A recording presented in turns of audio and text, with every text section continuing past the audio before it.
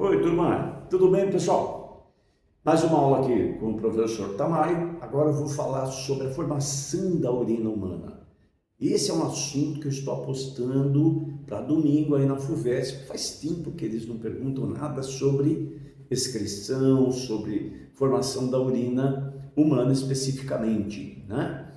Então vamos lá.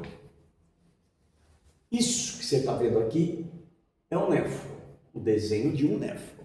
O rim humano é formado por dentro do rim humano, ocupando a região cortical do rim, que é a região mais periférica, e a região medular. A gente tem o néfron.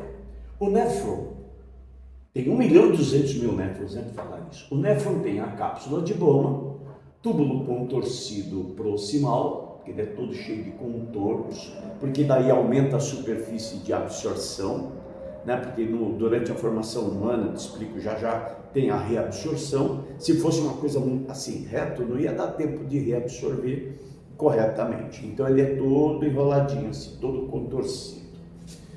Aqui tem a alça de Henle, um túbulo contorcido distal, tubo coletor, e aqui a arteríola aferente, trazendo o sangue para ser filtrado. Tá? O sangue, para ser filtrado, tem que tirar principalmente ureia e creatinina do sangue da gente, né? Então aqui tem a arteríola aferente, aqui ela forma todo um glomérulo, um emaranhado, chamado glomérulo renal. A arteríola que sai da cápsula de Bowman se chama eferente. Arteríola aferente, trazendo sangue para ser filtrado nesse primeiro momento.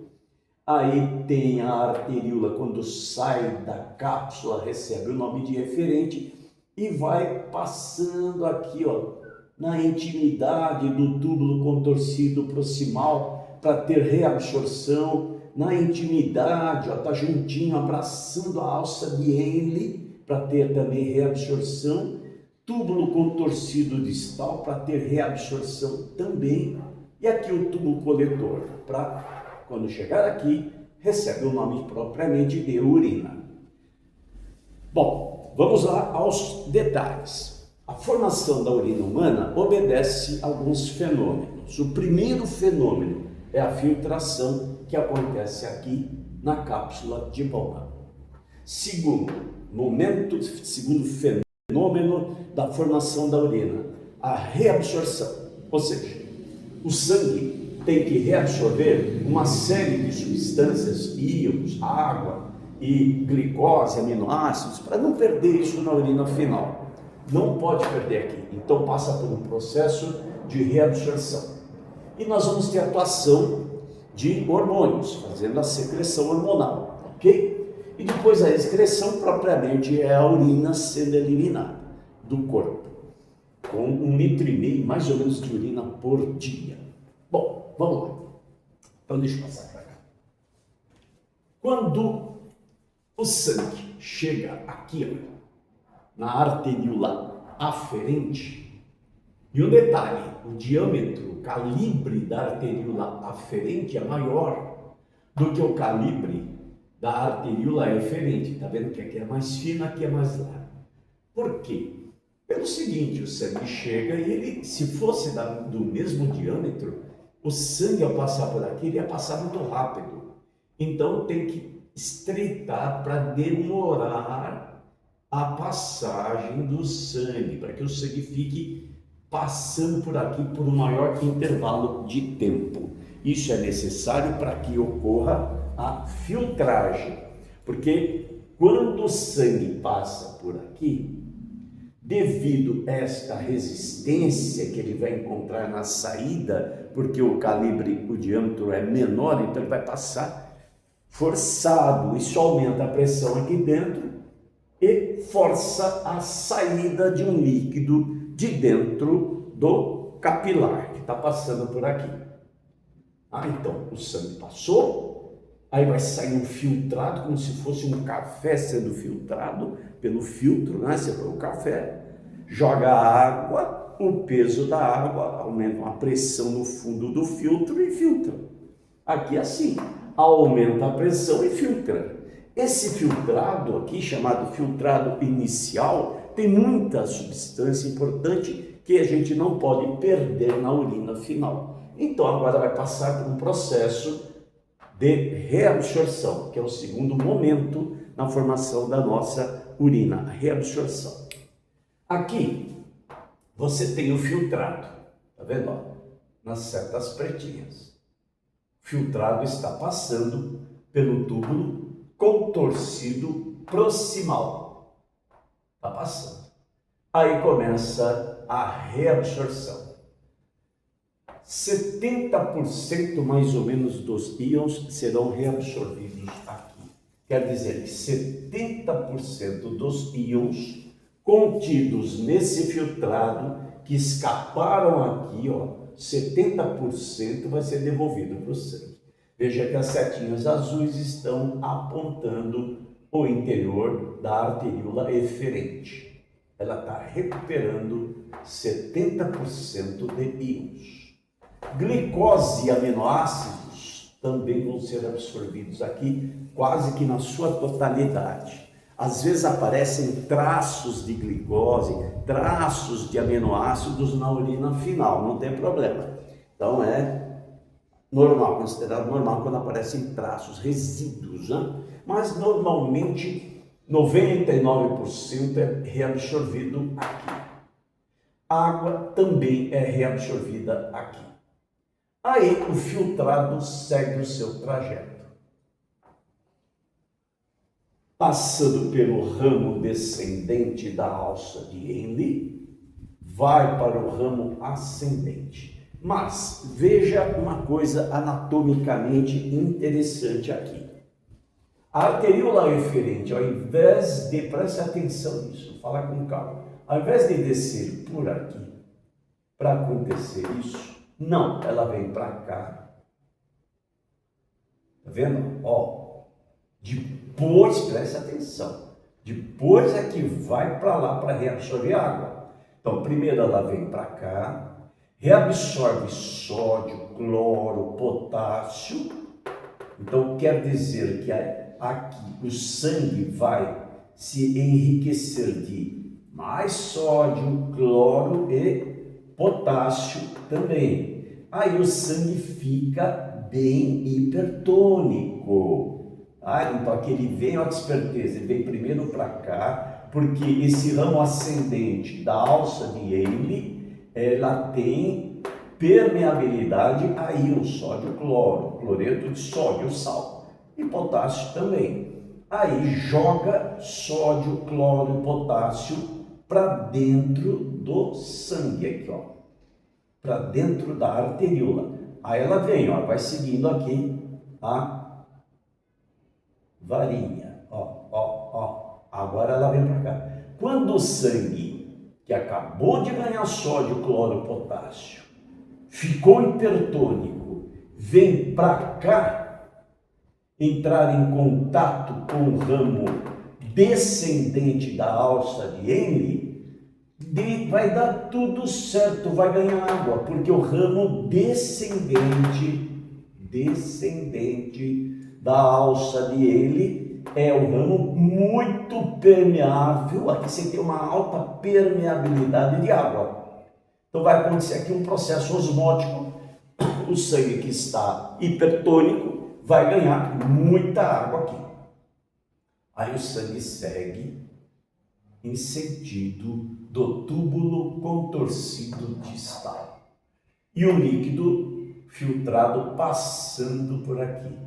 Está quase finalizando a formação da urina. Aqui vai ser urina, aqui é filtrado. Alguns autores chamam de urina inicial. E aqui é o filtrado, urina final, que é a urina mesmo, né? Bom, o que vai acontecer aqui? 5% de sódio vai ser devolvido para o sangue. Você vai ter também uma devolução de água e cálcio.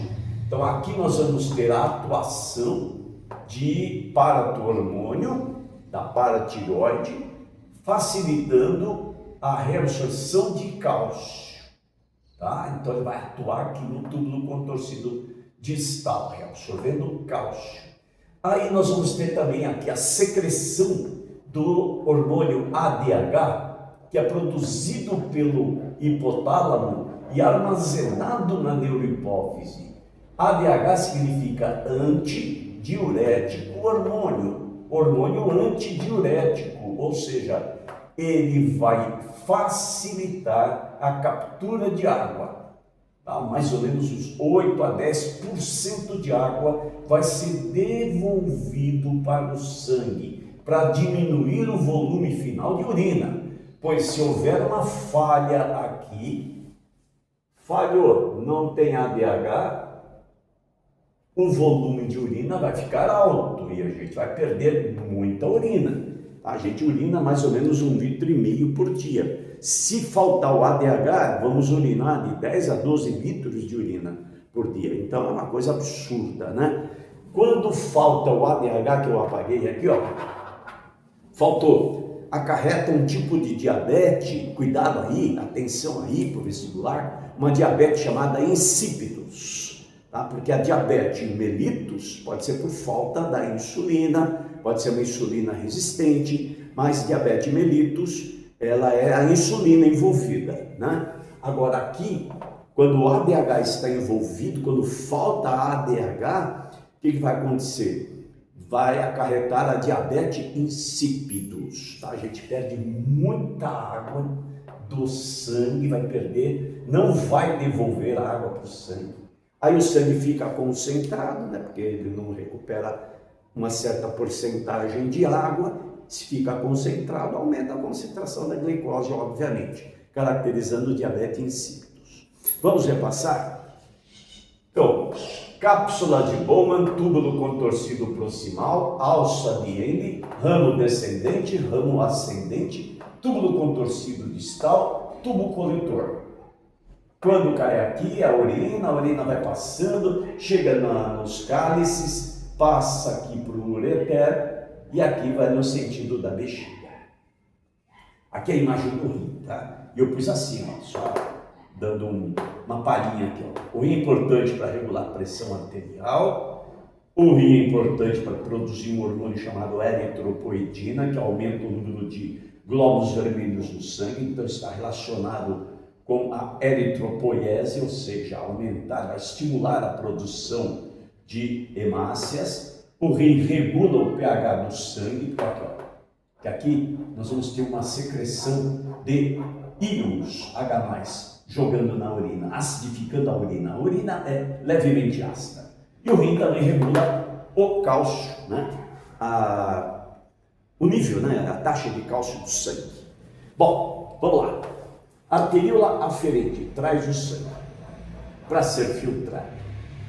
Aí, aqui ocorreu a formação do filtrado glomerular ou filtrado inicial. O sangue já foi filtrado, ele vai saindo por aqui, pela arteríola eferente, então ele vem junto.